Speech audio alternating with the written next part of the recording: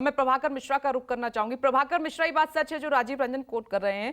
कि अभी तो सुप्रीम कोर्ट में तय नहीं हो पाया है कि जन कल्याणकारी योजनाएं क्या हैं, फ्रीबीज क्या हैं, और चुनाव आयोग ने उस पर खुद को अलग भी कर लिया था। लेकिन अब ऐसे वक्त में, क्योंकि गुजरात में चुनाव बेहद नजदीक है, तो ये जवाब मांगना, पत्र लिखना, 19 तारीख तक की डेट दे देना बेहद कम वक्त है। इसको कैसे देख रहे हैं? और जबकि राजनीतिक पार्टियों ने चुनाव आयोग पर ही सवाल उठा दिए हैं, मंशा पर ही सवाल उठा दिए हैं कि कुछ आचार संहिता चुनाव आयोग के लिए भी लागू होनी चाहिए। तो गुजरात पे क्या इंपैक्ट होने वाला है इसका, यही हम जानने की कोशिश कर रहे हैं।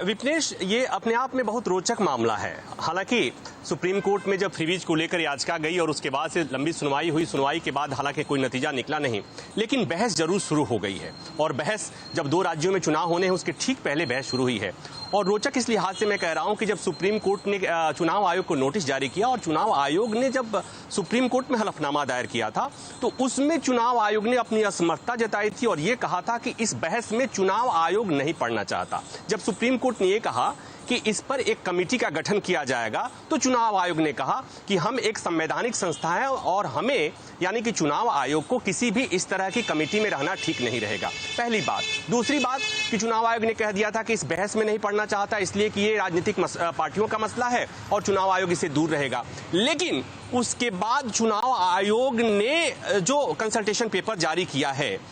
उसमें बड़ी महत्वपूर्ण बात आ गई कि चुनाव आयोग एक बात तो ये कह रहा है कि फ्रीबीज क्या होगा और वेलफेयर स्कीम क्या होगी, ये इस बहस में वो नहीं पढ़ना चाहता। लेकिन फ्रीबीज का असर देश की सेहत पर पड़ता है, लिहाजा इसके लिए कंसल्टेशन पेपर जारी होगा और सारी राजनीतिक पार्टियां उस पर अपना अपना रुख जाहिर करेंगी। और विपनेश, थोड़ा सा दर्शकों के समझने के लिए कि जो 2 पेपर होगा उसमें पहली बात ये होगी कि आप जो कोई भी पॉलिटिकल पार्टी जो वादा करेगी, जो घोषणा करेगी, वो किन के लिए होगी, यानी कि उसके लाभार्थी कौन होंगे, उनकी संख्या कितनी होगी, उस पर खर्चे कितने आएंगे। और दूसरे साथ साथ में ये भी बताना होगा कि जो खर्चे किए जाएंगे क्या उसके लिए रिसोर्सेज हैं या अतिरिक्त resources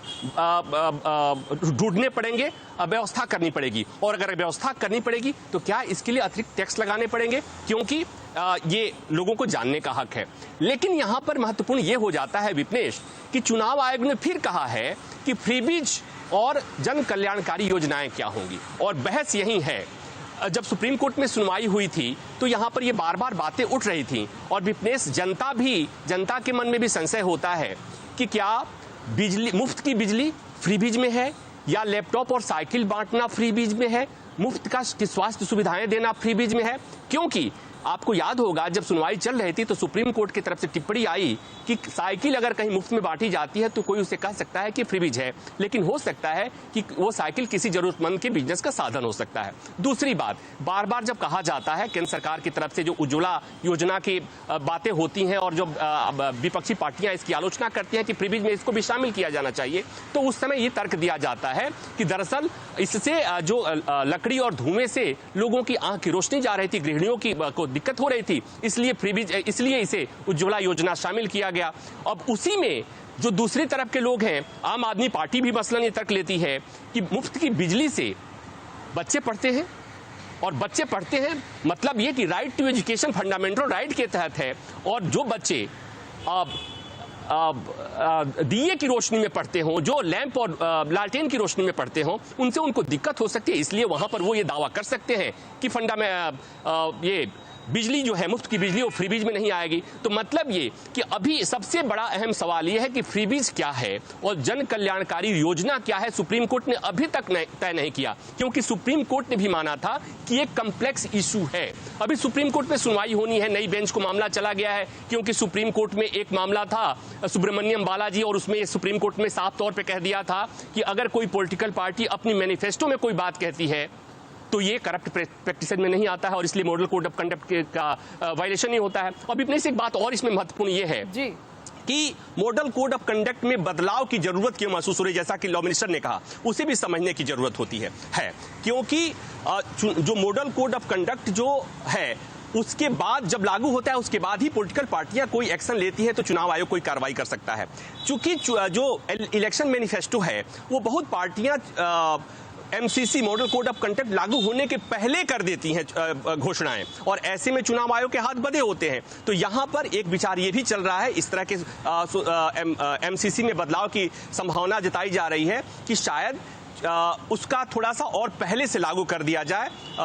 model code of conduct को। तो यहां पर विपनेश एक बात जो मोटा मोटी जो समझने वाली बात है वो ये कि ये जो परिभाषा है और ये जो अंतर करना है कि लोक कल्याणकारी नीतियां क्या होंगी, स्कीम्स क्या होंगी और फ्रीबीज क्या होगी, ये कौन तय करेगा। अगर ये पॉलिटिकल पार्टियों पर छोड़ दिया जाए तो प्रत्येक पार्टी के अपने दावे हैं, प्रत्येक पार्टी के अपने तर्क होंगे और सारी पार्टियां अपने अपने हिसाब से तय करेंगी कि उनकी फला योजना जो है वो साड़ी बांटने की योजना हो सकती है, वो फ्री लैपटॉप बांटने की योजना हो सकती है, वो फ्री बिजली देने की योजना हो सकती है, या फ्री राशन बांटने की और उज्ज्वला योजना भी हो सकती है। अपने अपने स्तर से ये तय करने बताने की कोशिश करेंगे कि उनकी ही योजना है वो जन कल्याणकारी योजना है और बाकी पार्टियों की योजनाएं हैं वो फ्रीबीज में है, मुफ्त की घोषणाएं हैं, जिससे देश की आर्थिक सेहत पे असर पड़ता है। तो विपनेश अभी ये बहस है और ये